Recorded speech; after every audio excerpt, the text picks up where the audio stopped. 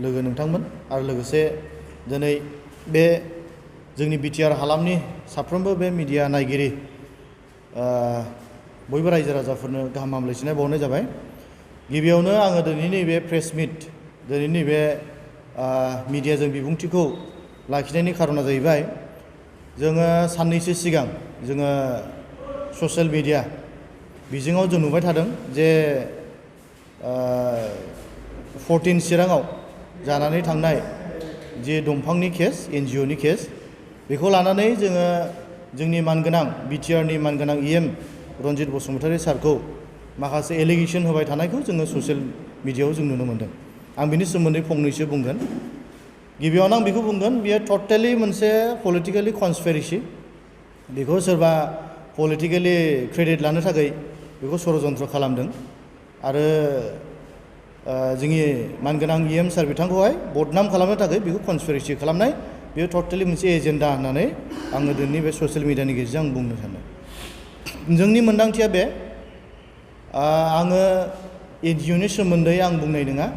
बाहाय एनजिअखौहाय दंफांखौ मेनटेन खालामनो थाखाय हाग्रा बिफांखौ मेनटेन खालामनो थाखाय बाहाय दोननाय जादों। बाहाय घटनानि सोमोन्दै मैयाफोर जोङो ससियेल मिडियायाव क्लेरिफिकेसन होनायखौ जों नुनो मोन्दों। आं बिनि सोमोन्दै बुंनाय नङा। खिन्थु बाहाय जों नुनो मोन्दों जे माहारियारि आफाद होननानै जाय बिथांमोना गावसोरखौ क्लेम खालामना लायो बनसु लोगोसे ट्राइबेल स्टुडेन्ट इउनियन आरो बेजों लोगोसे जोंनि आगुनि बिटिआरनि मानगोनां डिप्युटि चिफ खाम्फा बरगयारी बिथांमोनखौ जोङो बाहाय टटेलि जोंनि इएम सारखौ एलिगेसन होनायखौ जों नुनो मोन्दों।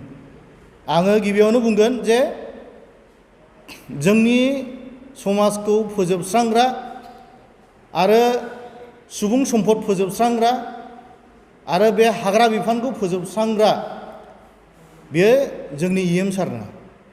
बेयो जाहैबाय खाम्फा बरगयारी बिथां। आं दिनै बे मिडियानि गेजेरजों बुंगोन 17 बोसोराव बिथाङा बिपिएफनि आमोलाव बिथाङा सासे फरेस्टनि इएम जानानै दंमोन। जों बयबो बेखौ मिथिगौ। फरेस्ट डिपार्टमेन्टआ बिथांनिनो आखायाव दंमोन। दा बिथाङा 17 बोसोराव रायजो राजाफ्रा बेखौहाय खाना नङा दे रायजो राजाफ्रा बेखौ मिथियो नङा दे बिथांनि आमोलावनो बे जायगानि सना बायदि बिफांफ्रा 17 बोसोराव जोबदों।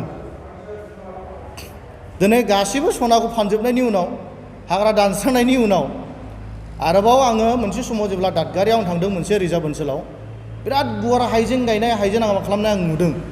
जेब्ला आं सोंदों बे जायगानि मानसिफोरनाव सोरनि बे हाइजें बागाना होनना बिथांमोना जोंनो फोरमायदों जे बियो खाम्फा बरगयारी सारनि।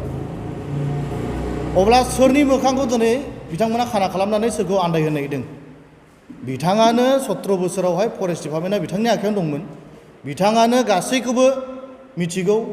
बिथांनि आमोलावनो जोबदों बे हाग्राफ्रा आरो फोजोबनायल' नङा जा बिथाङा बाहाय थांनानै नोङो गुवार हाफोरखौ लानानै आवग्रिना लानानै बिथांमोना आबाद खालामनानै इलिगेलि इंक्रचमेन्टखौ बिथांमोनानो लायहोदों बे समाव।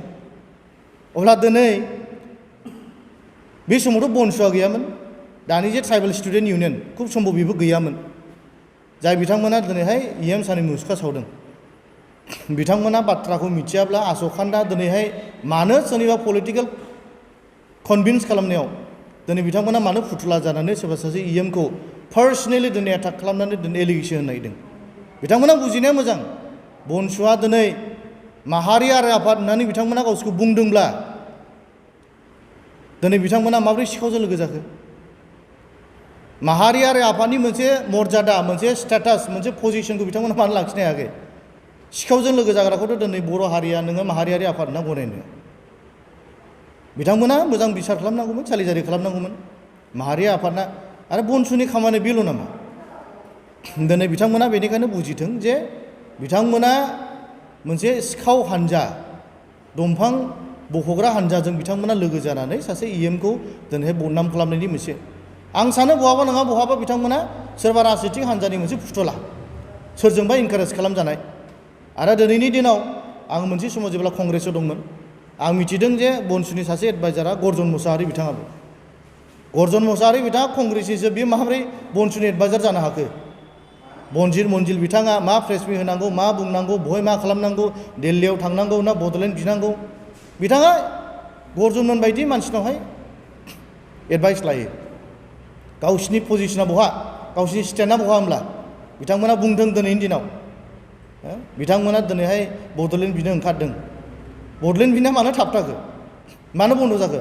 नोंथांमोना गाबोन ओंखार बड'लेण्ड बे खामानिखौ माव। नोंथांमोना सात्र संगठन, सात्रफोरनि खामानिखौ माव।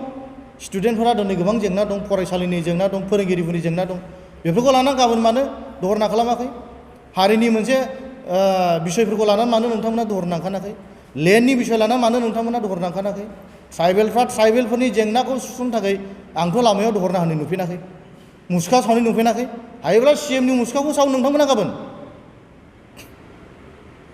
जोंनो दिन्थि, रायजो राजानो दिन्थि दे नोंथांमोना लिगेल मोनसे संगठन होननानै, अब्ला जों गनायगोन नोंथांमोनखौ। दा नोंथांमोना बबेबा मोनसे पलिटिकेल पार्टिनि बेकिंआव थानानै मावनाय बायदि नोंथांमोना खालामनानै रायजोफोरखौ आन्दायहोनानै फुथुला नोंथांमोना देखायनाङा। जों दिनैनि दिनाव जों दिनै बावाखै, बावदों सानदों नामा नोंथांमोना? जोंनि रायजोफ्रा दिनै बावाखै। समाजखौ फोजोबनाय, जाय समाजाव सिंग्रिफोर, आइजोफोर, समाजाव जौ जुवा आड्डा खालामनाय, बेफोरबायदिखौ जों समाजखौ फोजोबस्रांनाया सोरमोन? 17 बोसोराव BPFनि आमोलाव जादों बियो। इलिगेलि दिनै इमरेलि नस्थ' खालामनाय सोरनि आमोलाव मालाय मोनदों बेफोरखौ? BPFनि आमोलाव जादों बेफोरो। बेजों समाजखौ फोजोबदों, समाजनि मोजां थासारिखौ फोजोबदों, सुबुं सम्पदखौ फोजोबदों। जोंनि ओनसोलाव बेसेबां दिनै इन्टेलेक्सुवेल मानसिफोर थैदों बै मोनसे समाव, सोरनि आमोलाव थैदों? बिसोरखौ सोर फोजोबदों? जों बावाखै दिनै बेफोरखौ। जों बेफोरनि भिक्टिम, जों बेफोरखौ जों एक्सपिरियेन्स मोनबोनाय, जों नुबोनाय गावनि मेगनजों। सोर फोजोबदों? जायफ्रा MLA जानो हानाय, लकेल इन्टेलेक्सुवेल MCLA जानो हानाय, EM जानो हानाय, बेफोर गासै मानसिफ्रा, सुबुंफ्रा जोंनि ओनसोलफ्राव थैदों मोनसे समाव, जोबदों। हाग्रा दानस्रांनाय बायदि दानस्रांदों बेफोरखौ। जों बेफोरखौ बावाखै। सोरनि आमोलाव जादों बेफोरो? सोरनि लिडिङाव जादों बेफोरो? बेफोरजों जोंनि ओनसोलखौ जुब्रि खालामनानै दोनदों। आरो हाग्रा दानस्रांनाया सोरनि आमोलाव जादों? साल दंफां बख'नाय, दामि दामि दंफां बख'नाय, सना बायदि मोनसे दंफांफोरखौ बख'नानै फाननाय, फोजोबस्रांनाय, बै लाइमुथि ओनसोलजों, दादगारि ओनसोलजोंनि समायना बे बिफांफ्रा सोरनि आमोलाव जोबदों? बेफोरखौ बिथांमोना सिगां बुंग्रोथों। बनसुआ बेफोरखौ सोंग्रोना लाथों। ट्राइबेल स्टुडेन्ट संगठना बेफोरखौ सोंग्रोना लाथों। बिनि उनावहाय बिथांमोना सोरबा सासे दिनै जाय EMआ कनसार्नलि दिनै खामानि मावदों हाग्रा बिफानखौ दिनैहाय रैखा खालामनो। मोनसे फिसा आं उदाहरन होनि। जों गामियावहाय अन्थाइबारि होननाय गामियाव चिरांनि आन्दाराव मोनसे अर्किड बागान हरदों। स्पेसियेलि कनसार्न खालामदों। अर्किड बागाना आंनि मोनदांनायाव क'क्राझार डिस्ट्रिक्टआवबो गैया खोमा। जोंनि चिराङाव दं, अन्थाइबारि होननाय गामियाव। बेखौ EM सारा गावनो कनसार्नलि हरदों।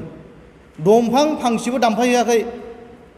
अफिस लुनायावहाय जों बुंदोंमोन बे दंफां फांसेखौ दानफायनानै एसे साइडआव लु होननानै। दंफां फांसेबो दानफायहैयाखै।